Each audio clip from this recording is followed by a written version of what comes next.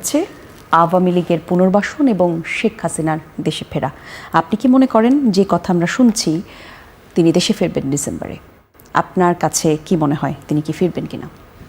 উনি ডিসেম্বরে ফিরবেন কিনা আমি জানি না, তবে আমি একজন রাজনৈতিক ক্ষুদ্র কর্মী হিসেবে যেটা বুঝি উনি ফিরবেন, ফিরতেই হবে ওনাকে। ফিরতে হবে কয়েকটা কারণে। আপনি যদি একেবারে নিরপেক্ষভাবে দূর থেকে দাঁড়িয়ে ওনার অবস্থানটা চিন্তা করেন, ওনার পরিবারের একটা দীর্ঘ ইতিহাস আছে রাজনীতির, এবং একটা দীর্ঘ ত্যাগের মধ্যে দিয়ে তার পরিবারকে যেতে হয়েছে। ইনফ্যাক্ট তিনি তার পুরো পরিবারকে হারিয়েছেন এই রাজনীতির কারণেই। তার সঙ্গে জড়িয়ে আছে তার পরিবারের সঙ্গে তার আরও বৃহৎ পরিবার, তার দল, যেই দলটিকে একেবারে ভেঙে চুরে যাওয়া অবস্থায় ৭৫ থেকে ৮০ তিনি ৮১ সালে ফিরে এসে হাল ধরেছিলেন, এবং ৮১ থেকে ২৬ ছেচল্লিশ বছর উনি এই দলটার প্রধান হিসেবে মাঠে, রাজনীতির মাঠে, সংসদে, রাষ্ট্র ক্ষমতায় এবং বিরোধী দলে থেকে লড়াই করেছেন। সো এখন যদি উনি না আসেন, ওনার পরিবার তো কেবলমাত্র উনি এবং ওনার ২ সন্তান নন, ওনার পরিবার হচ্ছে আওয়ামী লীগের এই বিশাল পরিবার। সো এই কোটি কোটি নেতাকর্মী, সমর্থক, ভোটার, যারা ভোটার ধরেন নেতাকর্মী বাদ দিলেন, হ্যাঁ, সাধারণ মানুষ, তাদের কি হবে? ১, ২ হলো ওনার পরিবার এবং ওনার ব্যক্তির যে ত্যাগ এই রাজনীতির পেছনে, সেটা কোথায় যাবে? ৩ হলো ওনার বয়স হচ্ছে, আল্লাহ না করুক ওনার স্বাভাবিক মৃত্যু যে কোনো দিন হতে পারে। বিদেশের মাটিতে যদি ওনার মৃত্যু হয়, that is the end of the story. মানে ওনার রাজনৈতিক জীবন, ওনার দলের ভবিষ্যৎ, সব কিছুর উপরে that will be the last nail in the coffin. So আমার মনে হয় এগুলো আমি যেমন মানে দূর থেকে দেখে হিসাব করি একজন রাজনৈতিক কর্মী হিসেবে, আমি চিন্তা করেছি আসা না আসার মধ্যে ইয়েটা কি, উনিও নিশ্চয়ই করেন। আর উনি ফিরে আসা সবচেয়ে বেকায়দায় কারা পড়বে আপনি বলেন তো? এটা আমি আরো ৯ মাস আগে বলেছিলাম, সবচেয়ে বেকায়দায় পড়বে সরকার, সবচেয়ে বেকায়দায়। আজকেই স্বরাষ্ট্রমন্ত্রী বলেছেন যে ৫ই আগস্ট ঘিরে যে তৎপরতা আওয়ামী লীগ করতে চায় সেই মুরুদ আওয়ামী লীগের নেই। আপারে ৪ আগস্ট ২০২৪ বিএনপিরও মুরদ ছিল না। এরকম বড় বড় দল দেখলে মনে হয় আরে কিচ্ছু নাই, কোত্থেকে যে বেরোবে এটা হিসাব করে পাবেন না। আপনি আমাকে বলেন না, এই আপনারাই আর আমরা তো একই জায়গায় বহু বহু বহু স্টক শো করেছি। ৪ আগস্ট ২০২৪ বিএনপি কই ছিল? তো সুতরাং নাইটাই এগুলো বলা যায়। হাসিনাও বহু বলছে বিএনপি নাই, এগুলো বললে শান্তি লাগে, শান্তি পাওয়ার জন্য বলে, ওটা কোনো অসুবিধা নেই, পলিটিক্যাল রেটরিক। যদি নাই থাকে তাহলে আর শো ন্যারেজ দেখায় সব কর্মীকে ভিতরে রাখতে হয় কেন? তাহলে ৫ জনের মিছিলে ৫০০ জনের নামে মামলা হয় কেন? আমার এলাকায় যেই ছেলেটা হয়তো দল কোনোটাই করে না, হাসের ইলেকশন করেছে আমার সাথে, তার নামও আওয়ামী লীগের মধ্যে ঢুকায় দিয়ে মামলা দিতে হয়? এত ভয় কেন সরকারে যদি আওয়ামী লীগ কোথাও নাই থাকে? তো ওগুলোর জব আমি দিতে চাই না। আর স্বরাষ্ট্রমন্ত্রীর বরং ফোকাস করা উচিত ওনার নিজের মন্ত্রণালয়ের। সবচেয়ে খারাপ অবস্থা স্বরাষ্ট্রের। উনি তো ডিফ্যাক্টো প্রধানমন্ত্রী হয়ে মনে করতেছেন যে বাংলা মানে যতগুলো মন্ত্রণালয় আছে সবগুলোর দায়িত্বে উনি। ব্যাপারটা এরকম না, ওনার মন্ত্রণালয় কিন্তু ডুবে গেছে। He better focus on his own মন্ত্রণালয়। তো যাই হোক, আমি যেটা বলতেছিলাম যে ওনার এই সকল কিছুর হিসাব ওনার কাছেও নিশ্চিত আছে, এবং উনি যদি ফিরে আসে সবচেয়ে বেকায়দায় পড়বে সরকার। না পারবে ফাঁসি দিতে, না পারবে কারাগারে নিয়ে নিরাপদ অবস্থায় রাখতে। এই জায়গায় একটু আপনাকে কাটলাম, ফাঁসির কথা বললেন তো, এনসিপির নাহিদ ইসলাম আজকেই বলেছেন যে শেখ হাসিনা বিমানবন্দরে নামার পর সরাসরি তাকে ফাঁসির কাস্টে ঝোলানো। শোনেন, রাজনীতি তো একটু হুঙ্কার টুঙ্কার না দিলে তো হয় না। নেতাকর্মীদের একটু চাঙ্গা রাখতে হয়। নেতা না হয় আছে ১০টা, আর কর্মী না হয় আছে 5টা, 15 জনকে তো চাঙ্গা রাখতে হবে। সেটা নিয়ে আমার কোনো বক্তব্য নাই। আমি সাধারণ মানুষের কথা শুনতে চাই, সাধারণ মানুষ কি বলে, কি ভাবে। আপনারাও কান পাতেন, আমি পলিটিক্যাল পার্টি সবগুলোকে বলবো আপনারা কান পাতেন, আপনারা দেখেন সাধারণ মানুষ কি বলে। আমার কথা আপনাদের তিতা লাগবে, আমাকে আপনারা খারিজ করে দিতে পারেন, ট্যাগ দিতে পারেন, অমুক তমুক বলতে পারেন, গালাগালি করতে, আমার কিচ্ছু যায় আসে না। হাসিনার আমলে আমাকে বহুত গালি খাইতে হয়েছে, আমার কিচ্ছু যায় আসে না। কিন্তু মানুষ কি বলে এটা কান পাতেন। কেন পাতেন? আমি এনসিপিকেও বলবো, বিএনপিকেও বলবো, জামাতকেও বলবো, কারণ মানুষকে ঘিরে আপনাদের কাজ। আর আওয়ামী লীগকেও বলবো কান পাতেন, মানুষ কি বলে বোঝার চেষ্টা করেন। আপনারা যে যখন ক্ষমতায় থাকে সে কিন্তু মানুষের পালসটা বুঝতে পারে না বলেই 5ই অগস্টের মতো ঘটনা ঘটে। তো সে কারণে আমি বলবো প্রত্যেকটা রাজনৈতিক দলকেই মানুষ কি বলে শোনেন, গণপরিবহন ব্যবহার করেন, রাস্তায় হাঁটেন, দুটো মানুষের সাথে কথা বলেন, আর কিছু না হোক ফেসবুকে দেখেন অনেক ছোট ছোট ছোট ছোট মোবাইল জার্নালিস্ট আছে, তারা কিন্তু ঠাস করে একে তাকে ধরে বাইট নেয়, কথা শুনে। সাধারণ মানুষ যারা দরবারের সঙ্গে যুক্ত না, দরবারহীন মানুষের কথা শোনেন, তাহলে বুঝতে পারবেন মানুষ কি চায়। বলেন এই যে মব মব মব মব, এই 2 বছরে মব বন্ধ হয়েছে?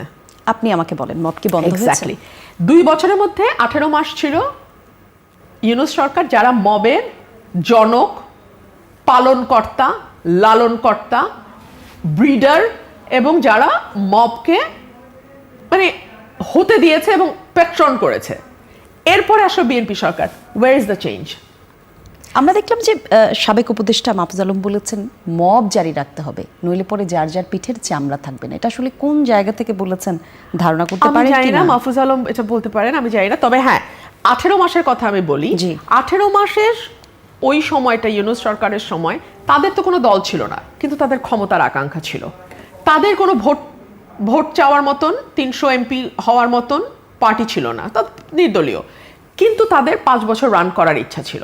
সো বিভিন্ন সময় বিভিন্ন ইস্যুকে সামনে এনে একটা অরাজকতা তৈরি করা, যেটা তারা করতে চাইছে কিন্তু করতে পারবে না, ভাবছে প্রেশার আসবে, তখন মব লেলিয়ে দেওয়া, এই কাজগুলো তারা করেছে। আর বিএনপিকে আমার কাছে মনে হয় ননশেনেন্ট। ওরা আসলে মানে ওরা বুঝতেই পারছে না যে ওরা আসলে এতদিন মারধর খাওয়ার পর ক্ষমতায় গেছে তো, এবং খুব যে একটা মানে তাদের কোনো বিরাট কন্ট্রিবিউশন হয়েছে বা তারা একটা খুব সহি পথে আন্দোলন করে ক্ষমতায় যেতে পেরেছে, ব্যাপারটা তেমনও না। সো তাদের কাছে এটা একটা মানে পড়ে পাওয়া 14 আনার মতন। প্রতিদিন ঘুম থেকে উঠে একজন চিন্তা করে, আরে আমি তো মন্ত্রী, আরে আমি তো প্রধানমন্ত্রী, আরে কি সে থেকে কি হয়ে গেল, কোথা থেকে কি হয়ে গেল, জুম মিটিং থেকে এখন সরকার প্রধান। সো এই যে একটা এটার সাথে অ্যাডজাস্টেড হওয়া, এই ওয়েদারের সাথে অ্যাডজাস্টেড হওয়া, মানে weather means the political weather. হ্যাঁ, দীর্ঘ সময় হতাশার মধ্যে থাকার পর যখন অ্যাব্রাপ্টলি সব বদলায় যায়, আপনি যদি এখন সকাল উঠে দেখেন আপনি বেহেশতে, আপনি তো আসলে বেহেশতের সাথে অ্যাডজাস্ট হতে আপনার টাইম লাগবে অনেক। সো বাংলাদেশের রাজনীতি এমন যেখানে সরকারে যে থাকে সে বেহেশতে থাকে, সে বেহেশতে থাকে। সো সেই কারণে একেবারে টপ থেকে শুরু করে আমাদের ওয়ার্ড নেতা পর্যন্ত এক একজনের মানে এখনো মানে ঘুম থেকেই তারা জাগতে পারে নাই যে তারা যে মানে কি বলবো, মানে পাওয়ার কামস উইথ রেসপন্সিবিলিটি, এইটা তাদের বুঝবার বা এটা ধারণ করবার মতন অবস্থাতেই তারা নাই। আপনি তো আসলে লম্বা সময় বিএনপিতে ছিলেন, আপনি একাই বলা চলে সংসদে বিএনপির স্পোক পারসন হিসেবে লম্বা সময় কথা বলে যাচ্ছেন, তার প্রমাণ গণমাধ্যম থেকে শুরু করে ইন্টারনেট, সোশ্যাল মিডিয়া সব জায়গাতে আছে। আপনি যদি বিএনপি থেকে বের না হতেন তখনও কি আপনি এভাবে সরব থাকতেন, এই কথাগুলো বলতেন? হ্যাঁ বলতাম। এই প্রশ্ন আমি আমার নিজেকে অনেকবার করেছি, এবং আমি এত কনফিডেন্টলি কেন আপনাকে বলছি জানেন? আপনি আমার 18 মাসের ফুটেজ দেখেন, আমি কিন্তু তখন বিএনপিতে, মানে ইউনূসের সময়কার ফুটেজ দেখেন, বিএনপির চাঁদাবাজি নিয়ে আমি সবচেয়ে সোচ্চার ছিলাম আমি, কারণ ওই সময় তো বিএনপি গভর্নমেন্টে নাই। সো আমি তো গ্যাস সংকটের জন্য বিএনপির সমালোচনা করতে পারবো না, বিদ্যুতের ক্রাইসিসের জন্য বিএনপিকে ধরতে পারবো না। আমি কি বলেছি? বিএনপির চাঁদাবাজি নিয়ে বলেছি, এবং আমি বলেছি যে এটা যদি আপনারা কন্ট্রোল করতে না পারেন, আপনাকে ভোটের মাঠে এটা প্রাইস পে করতে হবে। সো এরপরে বিএনপি আমাকে শোকজ করেছে, খুবই মানে গোপনীয়ভাবে শোকজ হয়েছে। মোবাইলে আমাকে চিঠির একটা ছবি পাঠিয়ে বলা হয়েছে জবাব দিতে, ওইটাও আমি গোপন রাখি নাই। 72 ঘন্টার মধ্যে আমাকে টাইম দিয়েছে, আমি তার বহু আগেই 300 পাতার এক বই জমা দিয়ে এসেছি বিএনপির কার্যালয়ে। সো আমার সাথে বিএনপির টাসেল তো ছিল, এবং বিএনপি যখন ইভেন আমাকে তখন প্রায় টকশোতে প্রশ্ন করতে, আপনাকে নমিনেশন না দিলে আপনি কি করবেন, আমি তখনও টকশোতে বলেছি না দিলে আমি ইন্ডিপেন্ডেন্ট ইলেকশন করব। এগুলো কিন্তু একটা দলে থেকে সাধারণত কেউ বলে না, বলে পায়ে ধরবো, কাঁদবো, কাফনের কাপড় পরবো, অনেক নাকা উত্তর দেয়। আমি এগুলো করিনি, আমি কেন স্ট্রেইট বলেছি আমি ইলেকশন করবো, আমি একটা ভোট পেলে একটা ভোট পাবো, আমি ইলেকশন করবো। কারণ আমি তো আমার কনস্টিটিউয়েন্সিতে 10 বছর পরিশ্রম করেছি। এক একজন যখন আওয়ামী লীগের সঙ্গে লোকাল লেভেলে হাত মিলিয়ে চলেছে, ব্যবসা করেছে, নিজেদের দোকানপাট ব্যবসা সব বজায় রেখে চলেছে, আমি তো তখন আমার প্রফেশন বিসর্জন দিয়ে আমি কাজ করেছি। সো মানুষ, আমি দেখতে চাই মানুষ মনে রাখে কিনা, মানুষ মনে রেখেছে। অর্থাৎ রাজনৈতিক ব্যক্তিত্ব হোক অথবা সাধারণ মানুষের সঙ্গে রাজনৈতিক ব্যক্তিদের যে সম্পর্ক, সেই সম্পর্কের হিসাব সাধারণ মানুষ করে সব সময়। আমি অন্তত এখন পর্যন্ত তাই দেখেছি। সো আমি বুঝতে চেষ্টা করি যে বাংলাদেশের মানুষ আসলে এই সরকারটির ব্যাপারে কি ভাবছে, কি বলছে। এবং আজকাল যেহেতু সামাজিক যোগাযোগ মাধ্যম প্রায় সকলেই ব্যবহার করে, সো আগে যেমন মানুষের খবর জানতে হলে একেবারে দূর দূরান্তে গিয়ে তাদের সঙ্গে সংযোগ স্থাপন করে জানতে হতো, এখন বিষয়টি আর তত কঠিন নয়।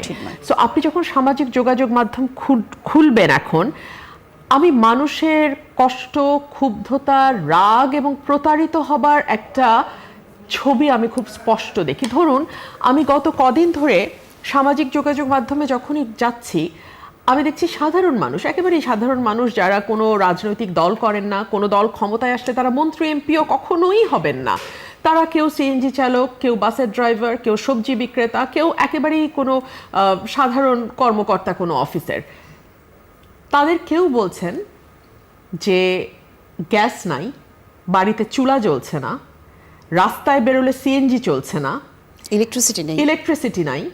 তারা বলছে যে ফ্যাক্টরিগুলো বন্ধ হয়ে যাচ্ছে বিকজ গ্যাস সরবরাহ নাই, বাজারে জিনিসপত্রের দাম 400 টাকা কেজি কাঁচামরিচ। আচ্ছা, কাঁচামরিচ ছাড়াই না হয় রাঁধলাম, একটা লাউ কিনতে যাবেন 120 টাকা সর্বনিম্ন। আমি যেটা দিয়ে বাজার করি সেটা বলছি আপনাকে, 100 টাকার নিচে কোনো সবজি নাই, কোনো সবজি নাই। মাছ মাংস বাদ দিলাম। সো এরকম একটা অবস্থায় দাঁড়িয়ে মানুষের যখন নাভিশ্বাস অবস্থা, তখন আপনি বলেন আমি আসলে কার সাথে কার তুলনা করব। এবং আমরা যখন একটা কথা বলি তখন তো মানুষ খুব চেষ্টা করে মানে ভুল ধরবার, যে উনি কি ওই দলের পক্ষ হয়ে বলছেন, বা উনি কি অন্য কোনো দলের লেজুর বৃত্তি করছেন। সাধারণ মানুষের কথা শোনেন, হ্যাঁ, কারণ আমরা রাজনীতিবিদ, আমরা আমাদের সুবিধা মতো কথা হয়তো অনেক সময় অনেকে বলে, কিন্তু সাধারণ মানুষের যদি আপনি দেখেন, তারা বলবে যে আমরা 5ই অগস্ট কি করলাম যে আজকে আমাদেরকে এরকম দুর্ভোগের মধ্যে পড়তে হচ্ছে। বাড়িতে গেলে রান্না নাই, কারণ গ্যাস নাই। সিলিন্ডার কিনতে গেলে 1500 টাকার সিলিন্ডার বা 1800 টাকার সিলিন্ডার 2000 টাকার নিচে আপনি পাবেন না, 2200 টাকার নিচে আপনি পাবেন না। কর্মী ছাঁটাই হচ্ছে ফ্যাক্টরিগুলোতে, কারণ তারা উৎপাদন করতে পারছে না, গ্যাস নাই, বিদ্যুৎ নাই, তারা কিভাবে উৎপাদন করবে।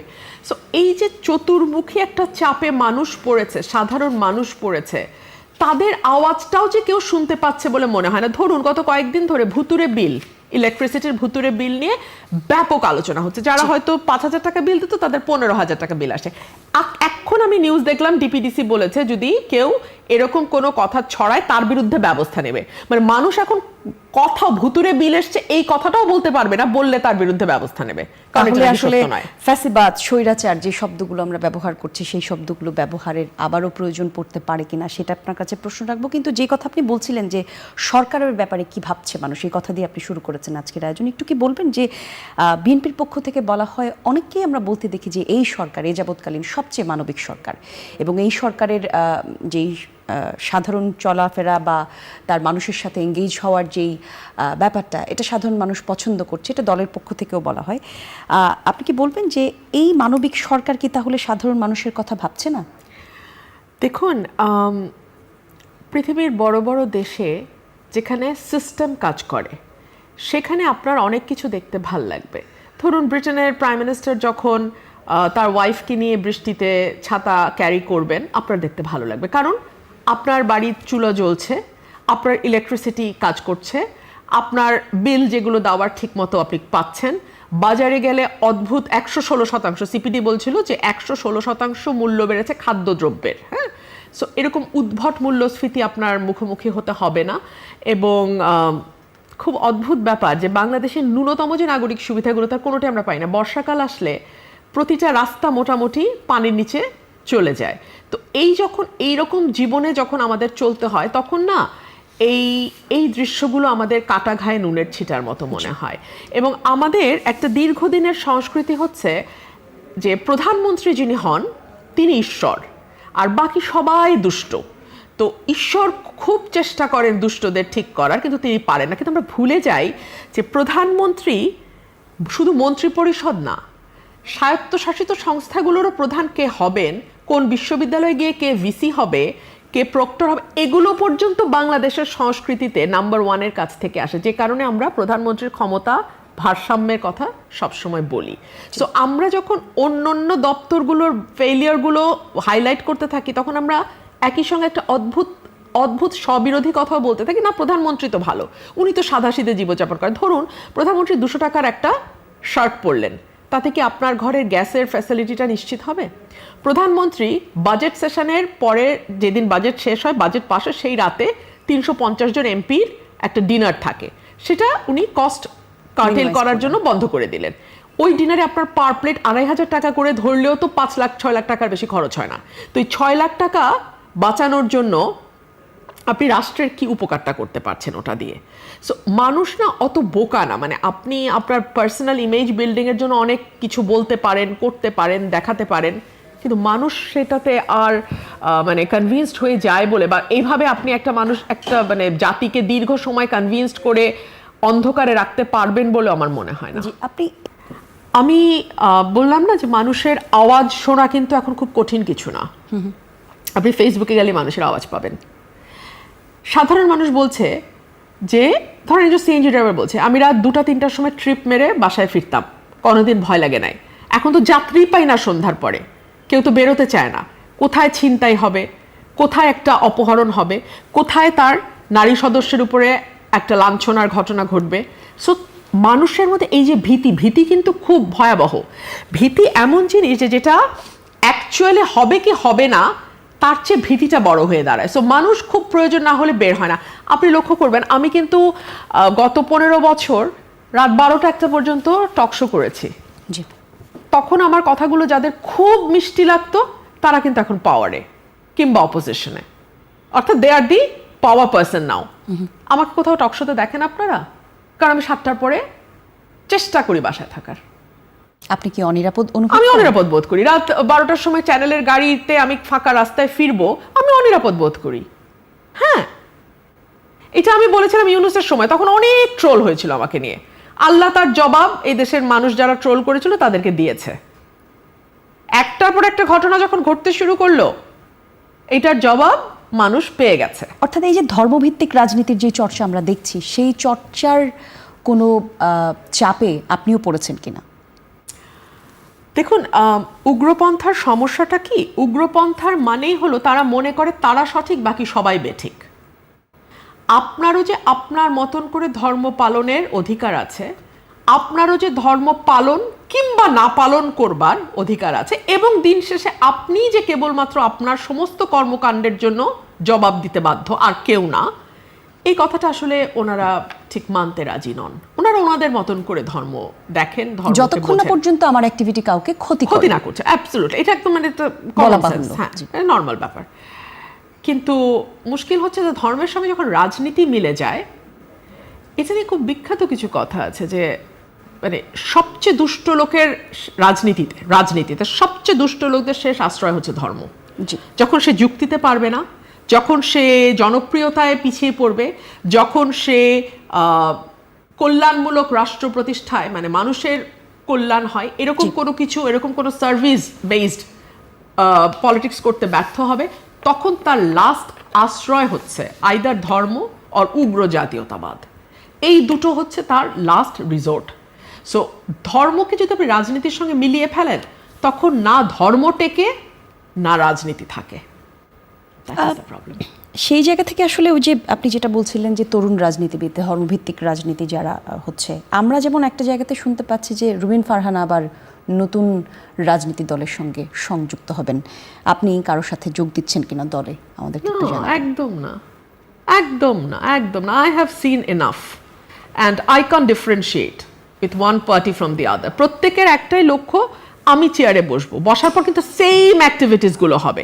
খুব মজার, দেখুন আমি আপনাকে যে কথা দিয়ে আমি শুরু করেছিলাম, আপনি বারবার আপনাকে ওই দিকেই নিয়ে যাব। রাজনীতিবিদরা যার যার স্বার্থে কাজ করবে, আমরাও যে সরকার যখন থাকে তার পক্ষে কাজ করে, ইভেন জুডিশিয়ারিও বাধ্য হয় কাজ করতে। কিন্তু একজন রিক্সা চালক বা একজন সিএনজি ড্রাইভার, সে কিন্তু কারো অধীনস্থ না। সে কিন্তু মসনদের পাশেও যায় না, মসনদের লোকজনের সাথে তার ওঠা বসাও নাই। সে স্বাধীন মানুষ, দরিদ্র হতে পারে কিন্তু সে স্বাধীন। সে যখন বলে যে আমরা কি চেয়েছি আর কি পেলাম। আমরা তো আগে বেটার ছিলাম, এটা আমি বললে অনেক রকম কথা বেরোবে। ও রুমিন বোধহয় আওয়ামী লীগের সঙ্গে, রুমিন বোধহয় আওয়ামী লীগের সাথে যোগ দেবে। না রে ভাই, না, আমার মতন এত শক্ত ক্রিটিক আওয়ামী লীগের বাংলাদেশে কেউ ছিল না। আমি খুব বিনীতভাবে মনে করি যে যুক্তি, তর্ক, তথ্য দিয়ে, একেবারে পরিসংখ্যান দিয়ে টকশোতে কথা বলা, এটা আমার স্টাইল, এটা আমি শুরু করেছিলাম। এভাবে কেউ এরকম খাতা নিয়ে এসে বসে টকশো কখনো করে না। এটা নিয়ে বহু হাসাহাসি হয়েছে শুরুর দিকে, 13-14 সালে বহু হাসাহাসি হয়েছে, উনি খাতা বই নিয়ে এসে টকশো করে। হ্যাঁ, আমি খাতা বই নিয়ে এসে টকশো করেছিলাম, এবং আমি একেবারে তথ্য বেসড কথা বলতাম, যে কারণে আমাকে আক্রমণ করার সুযোগটা কম ছিল, মানে উপায় ছিল না আর কি। তো সেই আওয়ামী লীগের সাথে আমাকে ট্যাগ ইন করার কোনো অর্থ নাই, কিন্তু আমি যা ফিল করি, আমি দেখি ওই সিএনজি ওয়ালাটাও একই রকম ফিল করে। আর আমি বললে আপনি ট্যাগ দিবেন, কিন্তু সিএনজি ওয়ালাকে আপনি কি ট্যাগ দিবেন? সে তো মসনদে কোনোদিন ছিলও না, মসনদে কোনোদিন যাবেও না। তো ওই মানুষটার কথাকে তো আপনার ভ্যালু করতে হবে। তাহলে আপনার রাজনৈতিক ভবিষ্যৎ কি, মানে তাহলে আপনি কিভাবে রাজনীতি করবেন? দেখুন, আমি ভবিষ্যতের ব্যাপারে একেবারেই আল্লাহর উপর নির্ভরশীল। কারণ আমি দেখেছি জীবনে, আমার এই মধ্য জীবনে এসে আমি দেখেছি, জীবনে যা হওয়ার কথা আপনি কখনো চিন্তাও করবেন না, আপনি সেটা হবেন, সেটাই ঘটবে আপনার জীবনে। আর যেটা আপনি মনে করবেন শতভাগ নিশ্চিত, দেখবেন হাতের ভাগ দিয়ে নাই হয়ে গেছে। সো ভবিষ্যৎ আল্লাহর হাতে। তবে হ্যাঁ, আমার নিজের তো একটা চাওয়া পাওয়ার ব্যাপার আছে, ইচ্ছার ব্যাপার আছে। আমি একজন রাজনীতিবিদ হতে চাই, আর বাকিগুলো হচ্ছে বাই প্রোডাক্ট। মন্ত্রী বলেন, এমপি বলেন, এগুলো বাই প্রোডাক্ট। এটা আপনাকে সবসময় বলতে শুনেছি, কিন্তু আমি একজন রাজনীতিবিদ হতে চাই, আমি মানুষের জন্য কাজ করতে চাই। গান্ধী কখনো পাওয়ারে যায় নাই, কোনোদিন যায় নাই। সুভাষ বোস কখনো পাওয়ারে যায় নাই।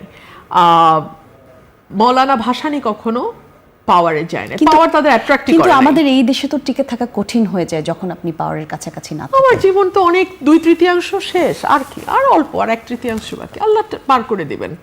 পাওয়ার নিয়ে আমার আসলেই মাথা ব্যথা নাই, একদম নাই। সেক্ষেত্রে মানে আপনি যেই রাজনীতিটা করছেন এখন, আসলে বলা হচ্ছে সরকার দলের ছাড়া বাকি যেই সংসদ সদস্য, তারা আসলে বরাদ্দ, সরকারি বরাদ্দ এরকমভাবে পাচ্ছেন না। আপনি যেই প্রতিশ্রুতিগুলো দিয়েছেন আপনার এলাকাতে, সেগুলো তাহলে কিভাবে পূরণ করবেন? কেমন পাচ্ছেন বরাদ্দ, সে বিষয়টা যদি একটু বলতেন। বরাদ্দ কম পাচ্ছি, বরাদ্দ প্রায় পাচ্ছি না, এবং ওই মন্ত্রণালয়ে ঘুরে মন্ত্রীদের হাতে পায়ে ধরে বোধহয় কিছু কাজটা জানা যায়, সেগুলোও আসলে করছি না। হাতে পায়ে ধরা তো আর সম্ভব না, গিয়ে হয়তো বলতে পারি, বললে কতটুকু শুনবে মন্ত্রীরা আমি তাও জানি না। আর এসব কারা মন্ত্রী হয়েছে দেখে কোনোদিন 15 বছরে দেখিও নাই। সো এদের সাথে যে আমার ম্যাক্সিমামের সাথে, সরি, নট যে কাউকেই মন্ত্রীদের দেখি নাই, বাট ম্যাক্সিমাম মন্ত্রীকে আমি জীবনে দেখি নাই। সো এদের সাথে আবার পরিচিত হয়ে গিয়ে কথা বলাটা লিটল ডিফিকাল্ট ফর মি। যাদেরকে কথা দিয়েছেন এলাকাতে, সেই প্রতিশ্রুতিগুলো কিভাবে রাখবেন? তাদেরকে একটা বিষয় বুঝতে হবে যে অনেক সময় বৃহত্তর স্বার্থের দিকেও তাকাতে হয়।